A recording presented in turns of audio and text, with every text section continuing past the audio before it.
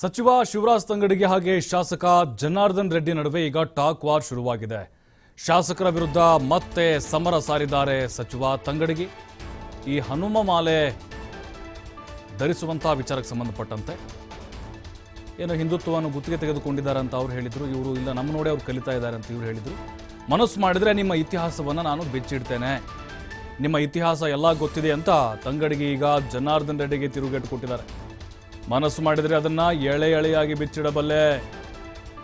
ನಮ್ಮ ವೈಯಕ್ತಿಕ ಬದುಕಿನ ಬಗ್ಗೆ ನೀವು ಮಾತನಾಡಬೇಡಿ, ಮಾತನಾಡಿದರೆ ನಿಮ್ಮನ್ನ ಎಲ್ಲಿ ಬೇಕಾದರೂ ಬೆತ್ತಲೆಯಾಗಿ ನಿಲ್ಲಿಸ್ತೇವೆ. ಕೊಪ್ಪಳದಲ್ಲಿ ಸಚಿವ ತಂಗಡಿಗೆ ಜನಾರ್ದನ್ ರೆಡ್ಡಿ ವಿರುದ್ಧ ತೀವ್ರವಾದಂತಹ ವಾಗ್ದಾಳಿಯನ್ನ ನಡೆಸಿದ್ದಾರೆ. ಶಾಸಕರ ವಿರುದ್ಧ ಮತ್ತೆ ಸಮರವನ್ನ ಮುಂದುವರೆಸಿದ್ದಾರೆ ಸಚಿವ.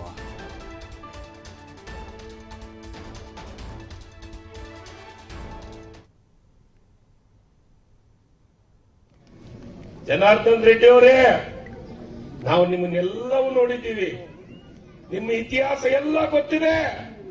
ನಾನು ಮನಸ್ಸು ಮಾಡಿದ್ರೆ ಒಂದೇ ಸಭೆಯೊಳಗೆ ನಿಮ್ಮ ಇತಿಹಾಸವನ್ನ ಇಡೀ ಕೊಪ್ಪಳ ಜಿಲ್ಲೆಯೊಳಗೆ ಎಳೆಯಾಗಿ ಬಿಚ್ಚಿಡುವಂತ ಕೆಲಸವನ್ನು ಮಾಡ್ತೀನಿ. ಸುಮ್ಮಿರಕ್ ನಮಗೂ ಬರ್ತೈತ್ರಿ.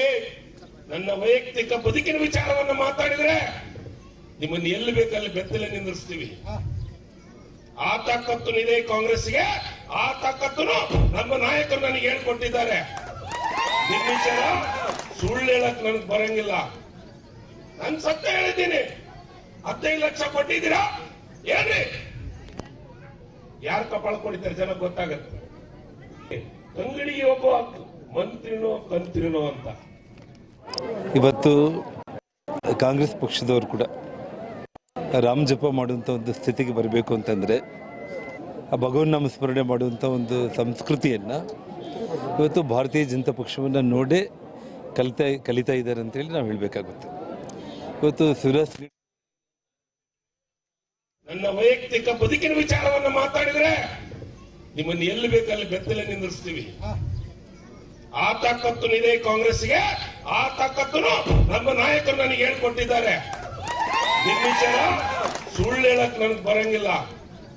ನಾನು ಸತ್ಯ ಹೇಳಿದ್ದೀನಿ. 15 ಲಕ್ಷ ಕೊಟ್ಟಿದ್ದೀರಾ ಏನ್ರಿ? ಯಾರು ಕಪಾಳ ಕೊಡಿದ್ದಾರೆ ಜನ ಗೊತ್ತಾಗತ್ತೆ. ತಂಗಡಿಗೆ ಒಬ್ಬ ಮಂತ್ರಿನೋ ಕಂತ್ರಿನೋ ಅಂತ. ಜನಾರ್ದನ್ ರೆಡ್ಡಿ ಅವರೇ,